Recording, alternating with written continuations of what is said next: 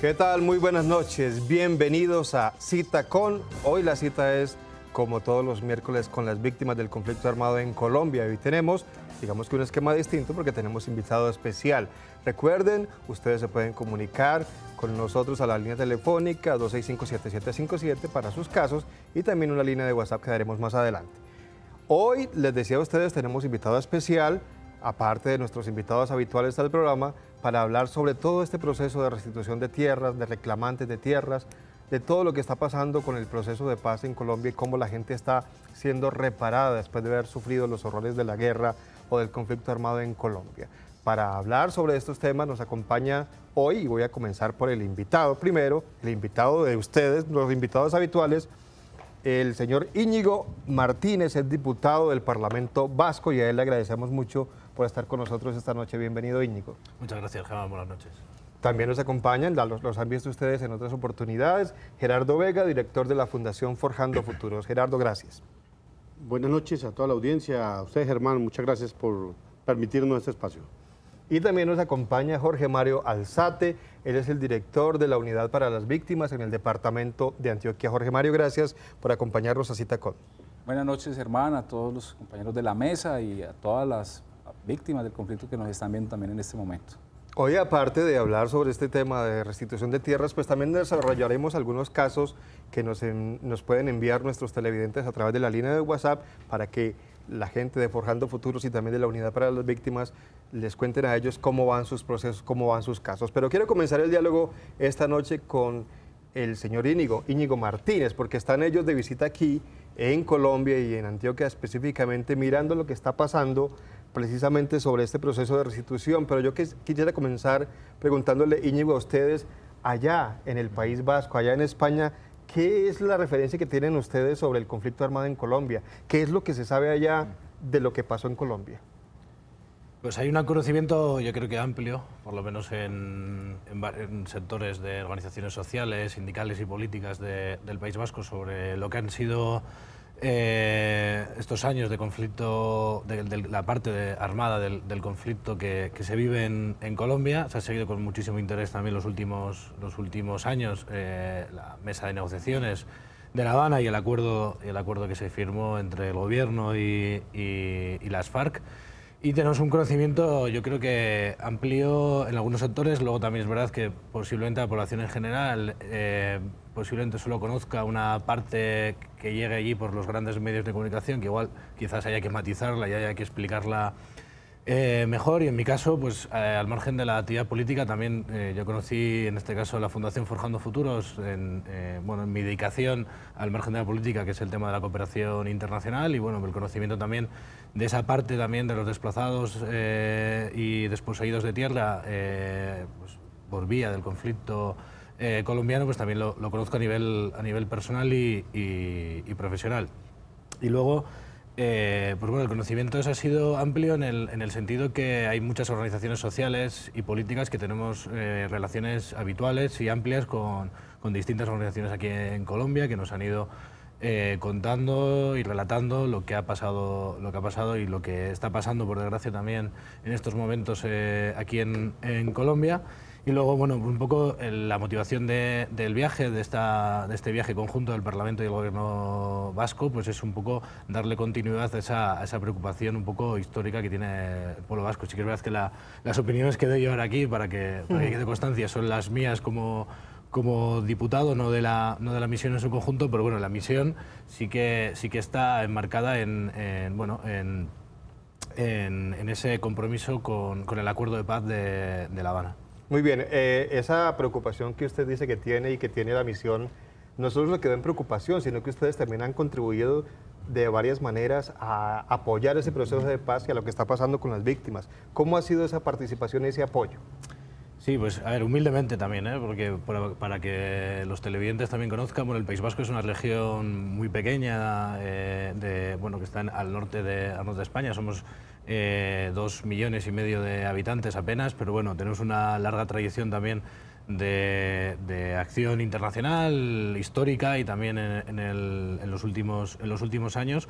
Y estos apoyos han sido varios. Por una parte está un apoyo muy importante que yo destacaría, que es el de la cooperación internacional, la cooperación al desarrollo del País Vasco, que se hace con dinero público del País Vasco, pero que lo ejecutan organizaciones no gubernamentales vascas con organizaciones, por ejemplo, una de ellas es Forjando Futuros, o otras organizaciones que también están trabajando el tema de derechos humanos aquí en Colombia. Hemos estado esta mañana también con la organización indígena antioqueña, también que recibe también apoyo de alguna organización del País Vasco. Y luego también hay un programa muy interesante que lleva ya, si no me equivoco, unos 10 años, que es un programa temporal de acogida de defensores y defensoras de derechos humanos en riesgo para su propia vida. Es un programa que no es solo exclusivamente de Colombia, pero que la inmensa mayoría, por no decir el 80-85% de las personas que han venido en estos años al País Vasco son provenientes de Colombia. Y bueno, pues es un programa interesante que es una apuesta muy clara de las organizaciones sociales, pero también del propio gobierno vasco. Y luego también a nivel político. O sea, la relación del gobierno vasco, hace escasos meses estuvo el Lehendakari, que es el presidente del País Vasco, estuvo aquí en Colombia, y bueno, pues también se hicieron diferentes actividades. Y luego ya también desde la labor de la propia oposición, que es mi papel en el País Vasco, dentro del Parlamento Vasco, históricamente se ha trabajado mucho, y en el mes de marzo aprobamos una iniciativa de apoyo al proceso de paz que, bueno, pues incluía una de estas cosas también en este mismo viaje. Y bueno, pues humildemente, como decía, y con todo el respeto del mundo, a Colombia y a los habitantes de Colombia, a las víctimas también del conflicto, pues poner nuestro pequeño granito de arena en esa solución, sobre todo haciendo caso a lo que nos digan, intentando dar voz a estas víctimas del conflicto y ayudar en lo que buenamente podamos. Bueno, Íñigo, vamos a volver más adelante con usted para que nos hable de historias que seguramente usted conoció de primera mano en esa visita a las regiones donde estuvieron, para conocer su percepción de lo que tiene la gente que decir, los reclamantes de tierra, las víctimas, directamente en el diálogo con ustedes, que son cooperantes de este proceso de restitución y de reparación. Gerardo, Jorge Mario, hablemos del proceso de restitución de tierras en el país. ¿Cómo va y también cómo va en el departamento de Antioquia? Recordar que el gobierno había estimado que iban a llegar 360.000 casos aproximadamente. Hasta la fecha, después de 5 años de implementación de la ley 1448, han llegado 103.000 casos. O sea, una tercera parte de lo que el mismo gobierno estimaba en sus estudios en Planeación Nacional, Departamento de Planeación, y en el CONFIS, en el Consejo de Ministros, donde planifican las políticas de Colombia. Pues allí se estimaban 360.000, han llegado 103.000. Causas para que hayan llegado, para que falte mucha gente por llegar a hacer la reclamación de tierra. Causas, pues, es que han asesinado muchos reclamantes de tierra, que aún hay mucha amenaza, que hay desplazamiento. En solo Urabá son 20 personas asesinadas. A finales del año pasado, en diciembre, desafortunadamente, hubo 2 asesinatos, uno a finales de noviembre y otro a comienzos de diciembre, en el mismo mes. Hernán Bedoya y Mario Castaño. Estuvimos haciendo diligencias con el gobierno nacional hasta fin de año, y esas causas llevan a que la gente no se anime entonces a hacer la reclamación. Gerardo, perdone que le interrumpa. Es grave esto de lo de asesinatos de reclamantes de tierras. Gente que tiene derecho a su tierra, pero que la va a reclamar y termina asesinada. Conocimos el caso de una persona que, yendo a reclamar su finca, fue asesinada inclusive a golpes. Es decir, digamos que hay una cantidad de gente que se resiste a que este proceso se dé. Sí, hay una oposición a la implementación de esa ley. Algunos lo hacen de manera pública en el Congreso de la República, algunos congresistas, y hay que decirlo, el del Centro Democrático se han opuesto. María Fernanda Cabal, el mismo Jorge Enrique Vélez, que antes era el superintendente notario de registro, se oponen a ese proceso de restitución de tierras y dicen que es un proceso como para quitarle a campesinos la tierra. No. Eso es un proceso para devolverle la tierra a los que se la quitaron. Los obligaron a abandonarla o se las quitaron, fueron desposeídos de su tierra. Falsificación de la escritura, obligados a vender. Lo que hemos dicho, aquí iban los paramilitares matando iban los empresarios comprando y atrás iban los notarios legalizando. Y una frase que me recordaba Íñigo ayer, pues ha sido común en Colombia, que todos la conocemos, o vende usted o vende la viuda.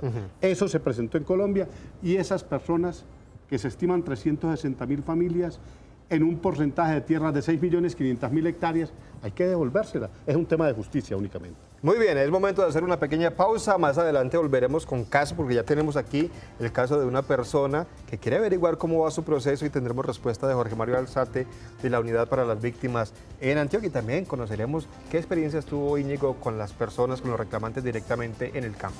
Volvemos después de la pausa.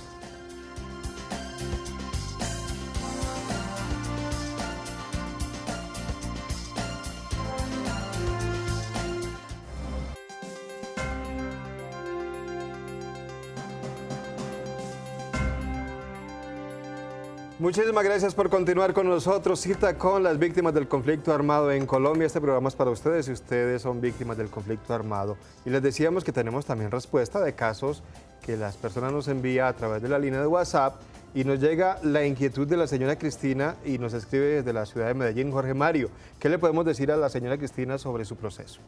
Un saludo, buenas noches, doña Cristina. Gracias por su mensaje, por el WhatsApp que nos están llegando. Recordemos que en este programa tenemos una persona en el estudio de la Unidad Nacional de Víctimas que en tiempo real puede verificar la información sobre su caso. Agradecerle pues al invitado pues por su apoyo y resaltar también la importancia de la cooperación para este país y especialmente para todos aquellos programas que contribuyan al mejoramiento de la calidad de vida de las víctimas y sobre todo en la defensa de los derechos humanos. Es muy importante. En el caso de ella es víctima del conflicto armado. El hecho ocurrió en el año 2012, está reconocida ya en el Registro Único de Víctimas y lo que nosotros le recomendamos en este momento, al parecer ella no ha frecuentado mucho, no ha ido allá al sitio de atención, los centros son los puntos de atención a víctimas, tenemos 4 en Medellín, es que se acerque porque debe tener una entrevista con un funcionario de la Unidad de Víctimas para poder verificar el tema de la ayuda humanitaria, debe solicitar la ayuda humanitaria y realizar la caracterización frente al tema de asistencia. Esto es lo que le podemos decir a doña Cristina Sepúlveda. Tenemos otro caso, lo resolveremos un poco más adelante con Jorge Mario Alzate. Recuerden ustedes, él es director en Antioquia de la Unidad de Víctimas del Conflicto Armado y con él hablaremos también sobre cómo va ese proceso de otros tipos de reparaciones que reciben las víctimas del conflicto en Colombia. Y quiero volver con Gerardo Vega sobre el apoyo del País Vasco precisamente en ese proceso que desarrollan ustedes, que adelantan ustedes. Usted se ha ganado, Gerardo, problemas allá donde, en el Urabá sobre todo, por ayudar a estas personas a tratar de recuperar sus tierras. Lo han acusado de todo. Y es complicado el tema porque lo que usted decía, hay personas que dicen le están quitando la tierra bien a vida a algunos para entregárselos inclusive a la guerrilla, se ha dicho, y ese no es el caso. Difícil la situación y cómo ha sido la colaboración con el País Vasco. Sí, desafortunadamente hay poca tolerancia con este tema para reparar a las víctimas. No estamos pidiendo ni siquiera, mire, no es un tema ni siquiera de redistribución de la tierra, es que le devuelvan la tierra a los que se la quitaron. Es un acto de justicia en el que nadie debería oponerse, nadie debería oponerse. Y en segundo lugar, desde luego, hemos recibido mucho apoyo de todo el pueblo español, en especial del gobierno vasco, del Parlamento vasco. He estado unas 3, 4 oportunidades allá exponiendo lo que pasa, cómo va el tema de víctimas, cómo va la restitución. Preguntas que indudablemente salen allí, que es el proceso de paz, la violencia que ha habido histórica en Colombia. Y hemos recibido apoyo desde Bilbao hace muchos años atrás, con unos mejoramientos de vivienda y con vivienda nueva que hicimos en el barrio obrero, a 60 familias que no tenían vivienda con dinero de Bilbao, del Ayuntamiento de Bilbao. Ahora tenemos un programa que se acaba de aprobar el año pasado con el País Vasco, precisamente para este tema de derechos humanos y para tener la representación judicial de casos de reclamantes de tierra. Hemos tenido el apoyo, además de manera personal debo agradecer a la cooperación española y al País Vasco por habernos ofrecido la oportunidad que cuando hemos tenido dificultades de seguridad, hemos tenido allá un lugar donde estar, 1 mes, 2 meses, a través de organizaciones sociales de España, nos han recibido. En una ocasión el propio gobierno español nos había ofrecido la estancia 2 años allá. Pero bueno, nuestro deseo es estar aquí en Colombia, ¿no? Vamos, volvemos y esperamos que las cosas pasen, que que las amenazas cesen y poder seguir cumpliendo nuestra actividad. Yo sé que no es una situación únicamente de la Fundación Forjando Futuros, sino que hay cientos de líderes sociales que han sido asesinados en el país y muchas organizaciones atraviesan por circunstancias similares a las nuestras o peores que las nuestras, ¿cierto? La organización de base de reclamantes de tierra en Urabá, Tierra y Paz, tiene 20 personas asesinadas, 2 de ellas a fin del año pasado. Eso es lo que queremos que no siga sucediendo y por eso hay que trabajar. El tema de los derechos humanos es el derecho que tiene toda persona por el solo hecho de ser persona. Es eso, por Claro eso es que nuestra lucha. Íñigo, ¿a ustedes les llegan informaciones allá por parte de la Fundación y lo que han conocido en los medios de comunicación de esta historia del conflicto armado y del proceso de paz? Un proceso de paz que ya no tiene reversa, eso ya no hay discusión ahí, aunque se utiliza a veces en temas electorales otra vez el asunto. Pero también llegan informaciones de lo contrario, de los poco beneficioso que puede hacer para el país un proceso de paz, que se le entregó al país a las FARC, que se le dieron muchas concesiones. ¿Qué visión tienen ustedes desde el País Vasco con este proceso de paz que se firmó con las FARC? Pues tenemos una visión muy, muy positiva. Yo conozco bien el proceso desde fuera, evidentemente, porque además soy muy conocido de uno de los asesores de ese proceso, de Enrique Santiago, en este caso, del asesor jurídico El abogado. del abogado de FARC, y bueno, pues hay un conocimiento y a nivel también a nivel político se ha debatido y se ha tratado mucho el tema, y personalmente yo creo que además puedo hablar en este caso en nombre del Parlamento Vasco, porque así se aprobó una resolución del Parlamento Vasco de apoyo al proceso de paz cuando se firmó en La Habana. Y también Es oficial. es oficial, 6 de marzo. O sea, no solamente de voluntad, sino de oficial. 6 de marzo de 2017, si no me equivoco, se aprobó en un pleno una propuesta que hicimos desde mi grupo parlamentario, pero que, bueno, con las aportaciones del resto de los grupos conseguimos aprobarlo por unanimidad. Y quería resaltar eso porque estamos allí partidos políticos muy diferentes. Está la izquierda independentista, que me imagino que en Colombia habrá referencia de ella. Está una coalición de izquierdas como es la mía, Unidos Podemos e Izquierda Unida, pero luego también está el Partido Nacionalista Vasco, que es el partido en el gobierno, y el Partido Socialista, en este caso el de Euskadi, y el Partido Popular, que es el partido que gobierna en el conjunto de España. O sea que es la derecha, también la derecha española estaba apoyando esta resolución, y en el Congreso, en Madrid, en el Congreso de los Diputados y Diputadas, se aprobó también una resolución, es verdad que más escueta, porque bueno, pues ahí las posiciones son de otra manera, la derecha es más derecha y tenía más reticencias a aprobarlo, pero bueno, se apoyó un texto también de apoyo total a los acuerdos de La Habana, y también de instar a esas negociaciones que ahora, bueno, pues ya sabemos que están pues medio paradas, ¿no?, entre el gobierno y el ELN, que bueno, que sería un paso más en la resolución de esa parte del conflicto Lo que queda, de Colombia. conflicto. Sí, eso es. Íñigo, usted tuvo oportunidad de hablar con reclamantes de tierras en esta visita. ¿Qué le dijeron? ¿Qué recogió? ¿Qué sensación le quedó?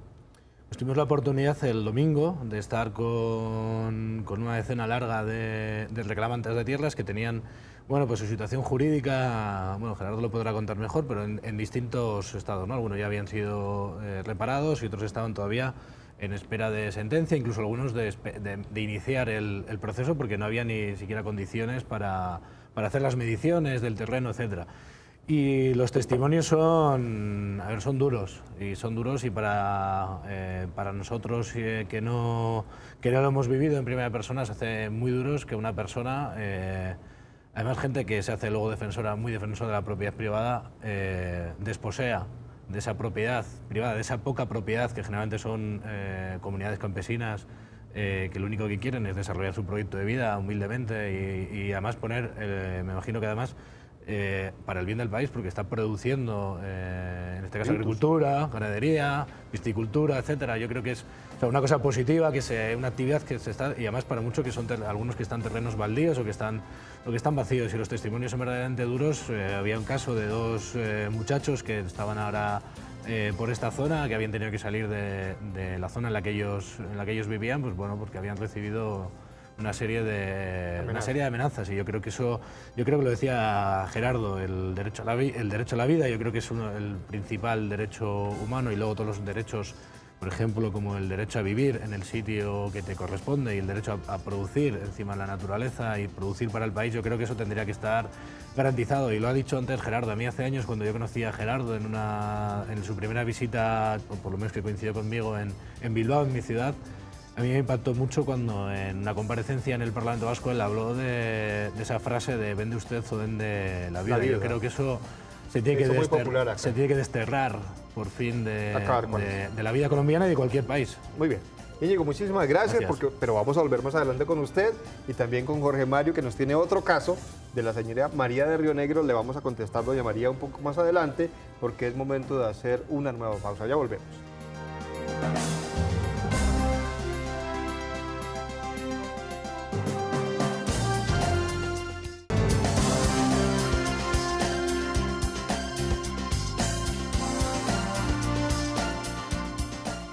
Muchas gracias por continuar con nosotros. Cita con las víctimas del conflicto armado en Colombia. Si usted es víctima del conflicto armado, este programa es para usted. Recuerden que normalmente en este espacio recibimos los casos de ustedes y les entregamos la respuesta que nos entrega la unidad para las víctimas. En este caso, hoy el doctor Jorge Mario Alzate es el encargado de responder a estos casos. Y tenemos, ya lo decíamos antes de la pausa, el caso de la señora María, que escribió su inquietud desde el municipio de Río Negro, aquí en Antioquia. Jorge Mario, ¿qué le podemos decir a doña María? Buenas noches, doña María Eugenia. Ella es desplazada, víctima del conflicto del municipio de Cocorná.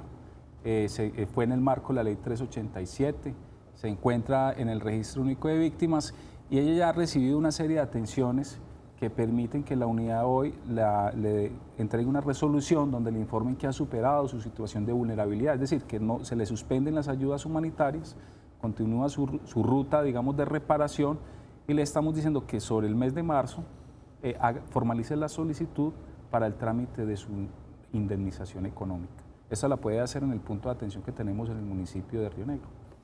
Íñigo, usted digamos que no le ha dado tanta importancia el apoyo que reciben las víctimas a través de la Fundación Forjando Futuros, pero nosotros creemos que el apoyo es muy grande. Es muy importante, Gerardo, que ellos y otras organizaciones apoyen este proceso de restitución de tierras y de reparación de las víctimas. Es muy grande el apoyo, Íñigo. ¿Vale la pena esto? Cuando usted viene y se encuentra lo que está pasando, dicen, qué bueno que lo hice.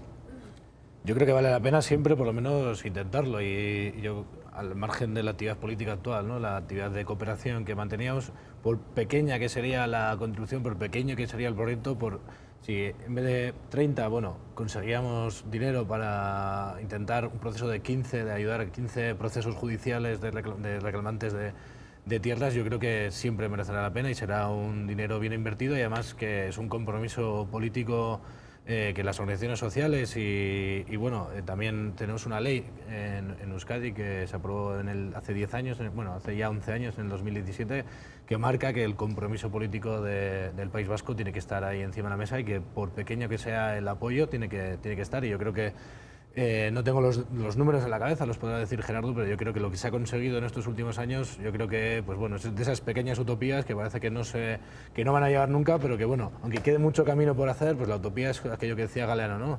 Vamos caminando, vamos arreglando, el problema es muy grande, pero cualquier contribución yo creo que es positiva en ese sentido. Entonces la comisión, a pesar de esos testimonios desgarradores, de las dificultades que hay, que todo el mundo las reconoce, pero digamos que el balance que ustedes se llevan es positivo. El balance es positivo en cuanto que vemos que hay sociedad civil colombiana, que hay muchas organizaciones sociales, que hay organizaciones también políticas y organizaciones de indígenas, organizaciones feministas que están encima del desarrollo de los acuerdos de paz, del desarrollo de la propia ley, por ejemplo en este caso en los desposeídos y desplazados por motivos de tierra, y vemos que hay poder ciudadano que está impulsando eso. Nos gustaría, pero ya eso no es papel nuestro, por supuesto, que hubiera más actividad por parte de las instancias gubernamentales. Así también, por lo menos en mi parte, y yo creo que también por otras personas de delegación, insisto que hablo a nivel particular, así se lo haremos llegar también, con todo el respeto del mundo, por supuesto, a las autoridades con las que vamos a reunirnos en estos días. Bueno, rápidamente vamos a resolver otra inquietud que nos envían a través de WhatsApp. José Ignacio también escribe desde la ciudad de Medellín. Jorge Mario, ¿qué le decimos a don José Ignacio? Bueno, en el caso de José Ignacio, víctima por desplazamiento forzado, en el marco de la ley 1448, está reconocido como víctima. Se le solicita que se suspende la colocación de giro humanitario. Está pendiente que le coloquen ayuda humanitaria, ¿sí? En este momento está el trámite con él. Cualquier inquietud ya se la harían directamente en el punto de atención en Bello. ¿Sí? Y bueno, ya para finalizar, Gerardo, ustedes continuarán con este proceso que han seguido. La unidad de víctimas, por supuesto, desde el Gobierno Nacional, empeñado en reparar a las víctimas, que son 8 millones, muchísimas víctimas, pero 8 millones y medio, ahí va el proceso. Y complicado también, pero se sigue insistiendo, a pesar de los riesgos, a pesar de las dificultades, se seguirá. Claro, desde luego, vamos a continuar en nuestro trabajo.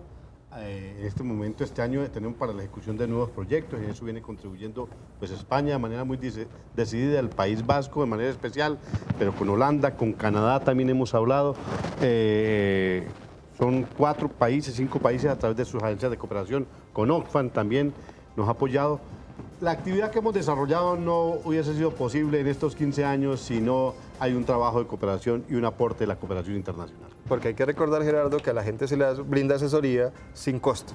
De manera gratuita, absolutamente de manera gratuita, los procesos que lleva la Fundación. Hay 40 sentencias en una sola región que ha llevado la Fundación y que ya la gente ha podido recuperar sus predios, pero de manera gratuita. La labor que prestamos es financiada por las agencias de cooperación, en este caso el País Vasco. Una última pregunta para Jorge Mario Alzate, de la Unidad para las Víctimas. En ese censo que hay de las víctimas del conflicto, ¿están incluidos ya las víctimas del ELN? Claro, hay víctimas del ELN ya identificadas, registradas, desde el histórico, desde 1985, ¿sí? Y con las de las FARC, de todos los grupos de todos los grupos está en el registro único de víctimas, por supuesto. Muy bien, se nos acaba el tiempo, pero recuerden ustedes que nos encontraremos cada 8 días. Los martes, en los últimos 10 minutos del programa, nos cogió la noche, que comienza a las 5 de la tarde, y los miércoles el programa más largo, más extenso, de media hora a las 7:30, en Cita Con, dedicado únicamente a hablar sobre este asunto y a resolver los casos de ustedes que nos hacen llegar a través de la línea telefónica y de la línea de WhatsApp. Íñigo, muchísimas gracias por acompañarnos esta noche. Muchas gracias. Y bienvenido siempre a Medellín y a Colón. Gracias. Gerardo, muchas gracias. Gracias, hermano. Jorge Mario, bienvenido siempre. Gracias, Ramón. Y gracias a todos ustedes por su compañía. Les deseamos una feliz noche. Que descansen.